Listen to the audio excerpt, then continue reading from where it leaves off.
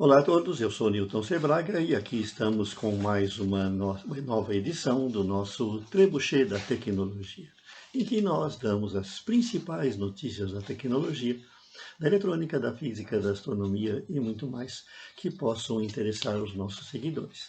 E conforme vocês sabem, nós não damos apenas a notícia, nós comentamos, damos explicações sobre aquilo que é anunciado, aquilo que é descoberto, aquilo que vai se tornar uma nova tecnologia.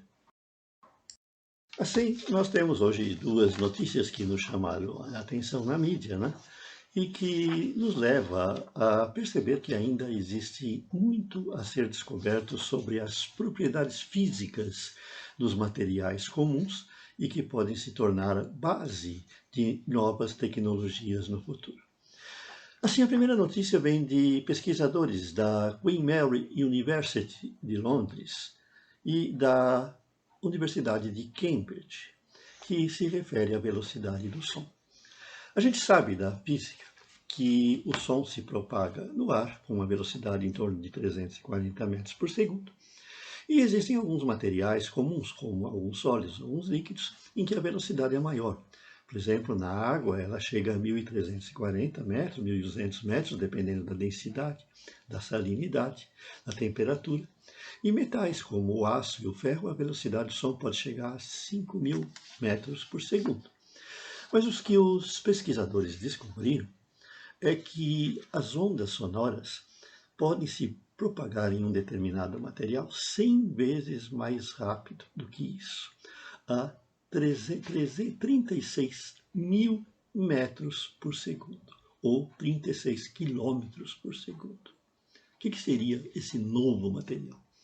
Não é um novo material, é o hidrogênio sólido. O hidrogênio sólido, ele passa para o estado sólido, do estado gasoso, depois para o líquido e depois para o sólido, a uma temperatura extremamente baixa, próxima dos 273 graus negativos, ou próxima do zero absoluto, 0 grau Kelvin. E nessa temperatura, o hidrogênio se torna um metal. Então, o hidrogênio congelado, próximo do zero absoluto, é um metal. E é um metal condutor de eletricidade.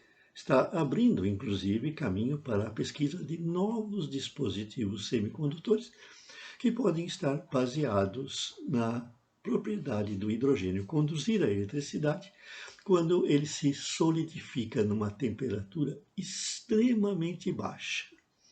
Mas o que eles descobriram também é que as ondas sonoras nesse hidrogênio sólido, elas se propagam a uma velocidade incrível, uma velocidade de 36 mil metros por segundo, ou de 36 quilômetros por segundo. Isso pode abrir a possibilidade de criar novos dispositivos elétricos, novos dispositivos optoeletrônicos, novos dispositivos até semicondutores, se eventualmente conseguirem um meio de dopar esse hidrogênio, que certamente vão revolucionar o futuro da eletrônica e da tecnologia, né? As pesquisas ainda estão numa fase muito inicial. Eles ainda estão trabalhando para verificar que tipo de propriedades manifestaria uma onda sonora no material como esse. Lembre-se, quando a gente fala em som no ar, minha voz indo para o microfone, a gente está trabalhando com ondas de compressão e descompressão, são ondas longitudinais. Mas em outros meios, por exemplo, como a própria água ou os metais, existem momentos em que as ondas se propagam transversalmente. Então, no metal, as ondas sonoras, elas podem ter uma componente transversal na sua propagação. Isso faz com que elas tenham propriedades muito interessantes que os cientistas têm aproveitado em algumas coisas, mas que estão tentando conhecer melhor para eventualmente criar dispositivos. Vocês sabem que existem na eletrônica as linhas de retardo sônicas, linhas de retardo que trabalham com sons. São ondas superficiais, são ondas transversais. Linhas de retardo usadas que você pode encontrar em alguns televisores analógicos antigos. Essas linhas que são usadas na decodificação do sinal de cor, elas são linhas acústicas. São sistemas, linhas de retardo, que trabalham com ondas sonoras.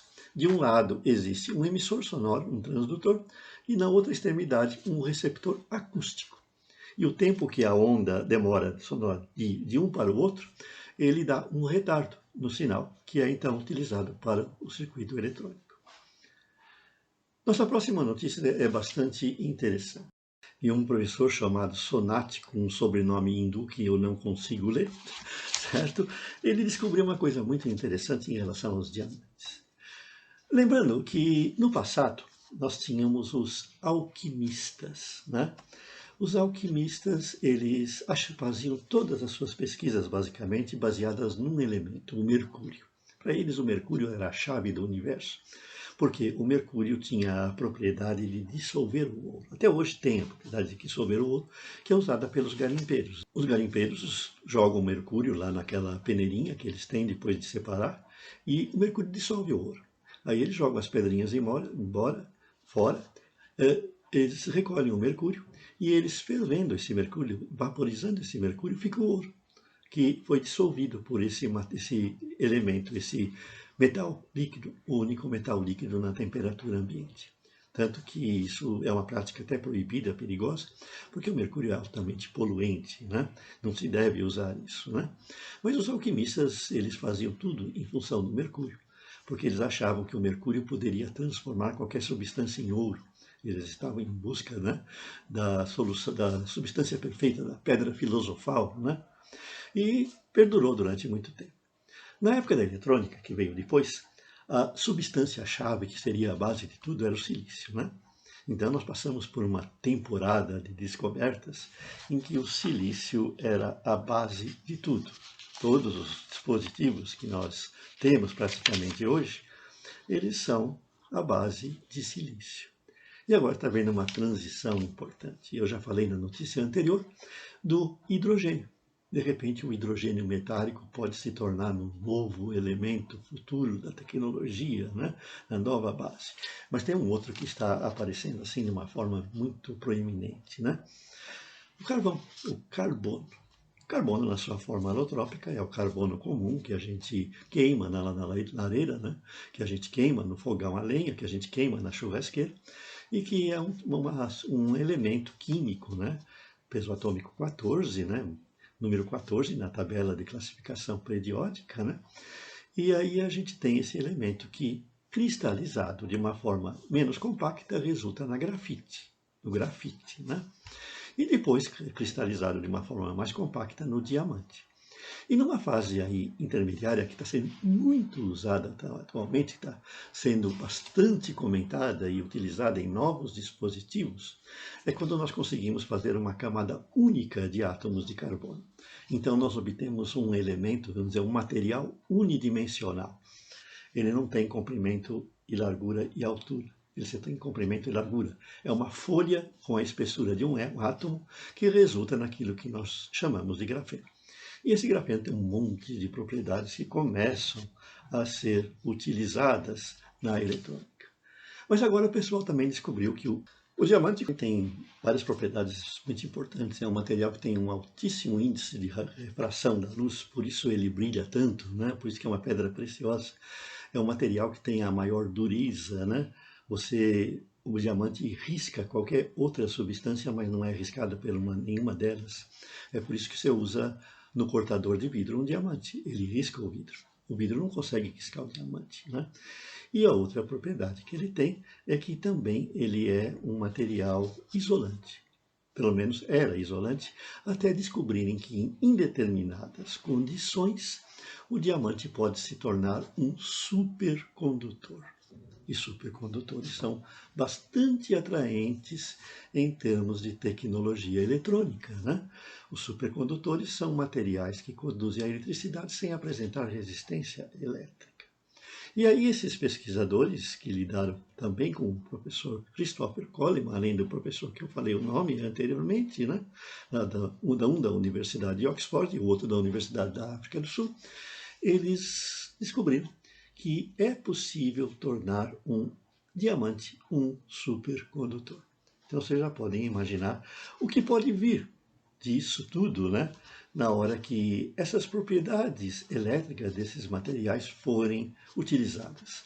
Assim, nós podemos passar agora de uma fase em que, lá do mercúrio dos alquimistas, passamos para o silício, e do silício, de repente, a gente passa para o carbono, certo? Com o grafeno e com os diamantes, e é lógico, já são usados assim de uma maneira muito menos proeminente a grafite, que a gente já tem alguns dispositivos comuns, como as escovas de motores e coisas semelhantes, né? Mas é tudo isso coisa que ainda está em especulação.